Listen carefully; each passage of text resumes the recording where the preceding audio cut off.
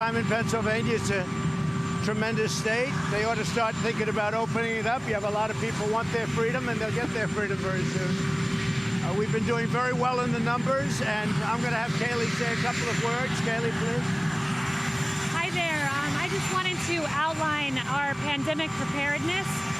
The Obama-Biden plan that has been referenced was insufficient, wasn't going to work. So what our administration did under the leadership of President Trump was do an entire 2018 pandemic preparedness report. Beyond that, we did a whole exercise on pandemic preparedness in August of last year and had an entire after-action report put together. In other words, the Obama-Biden paper packet was superseded by a President Trump-style pandemic preparedness response plan. Which was much better, which was much more complete, and which was a lot tougher. We were given very little when we came into this administration, and they've done a fantastic job. And I think we're going to have a vaccine by the end of the year. And I think distribution will take place almost simultaneously because we've geared up the military, and you'll see that tomorrow. All right, anything else, Kelly?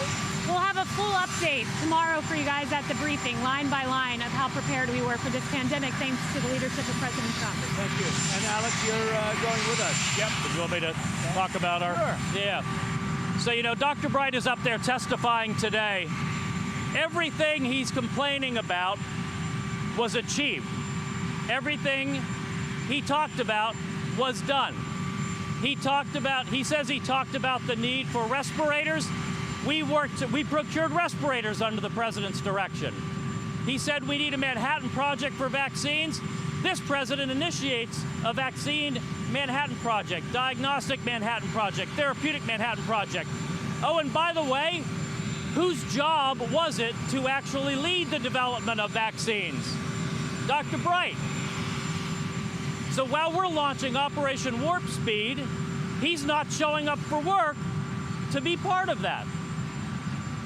So this is like somebody who was in a choir and is now trying to say he was a soloist back then. What he was saying is what every single member of this administration and the president was saying. We need more personal protective equipment. We need more ventilators. We need therapeutics. We need vaccines. Every single thing this president was on, this president achieved. And Dr. Bright was part of a team and was simply saying what everybody else at the White House and at HHS was saying. Not one bit of difference.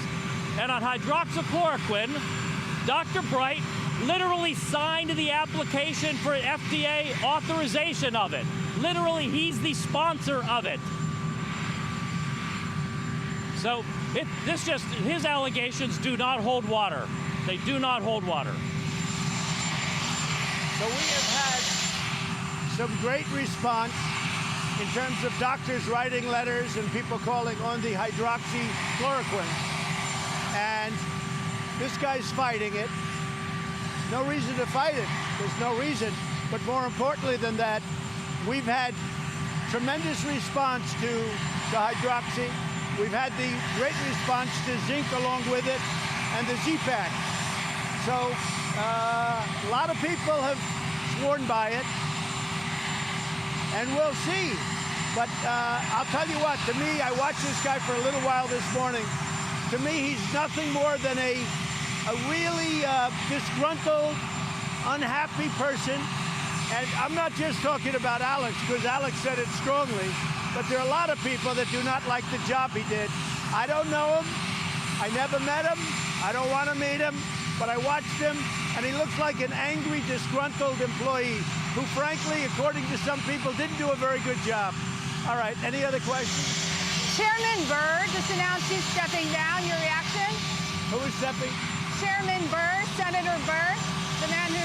He announced he's stepping down? Temporarily. I didn't know that, no. Have you ever discussed the investigation into Senator Burr with anyone at the Justice Department? No, I never have. No, I didn't know. When did he announce he's stepping down? A short time ago, temporarily from his chairmanship. I know nothing about it. Nothing about it. No, I never discussed it with anybody. That's too bad. That's too bad. Go ahead. We'll see. We'll see. We got a lot of things going with China. We're not happy about China, I will tell you that.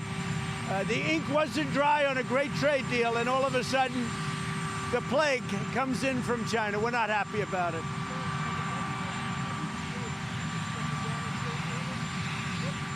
I'm okay with it. I'm okay with it. If you look at the world trade, not only the World Health, and we'll be making an announcement on the World Health Organization shortly, soon, probably next week sometime. But the World Trade Organization is horrible. We've been treated very badly. I've been saying it for a long time, and we act on it. When I talk, we act on it. The World Trade, they treat China as a developing nation. Therefore, China gets a lot of the benefits that the U.S. doesn't get. They have other countries that are developing nations, and the people sitting in the Oval Office should never have let that happen. I'm going to Pennsylvania, yes. I don't know how they're counting. I never discussed it with them. Death is death. We don't want people dying in this country, and we've done a great job. We've done a great job. I'll tell you what we've done on ventilators and what we've done on testing, except the press doesn't write it that way because you have all this fake news. But what we've done on testing, we've now tested more than the entire world put together. The entire world put together, we have many more tests than they do, and better tests. And the reason we have more cases is because we have more testing. We've done a great job, and the people, the men and women that have done this great job should be acknowledged by the press. Yeah, I can't hear a word you're saying. Go ahead. I can't hear. How will you bring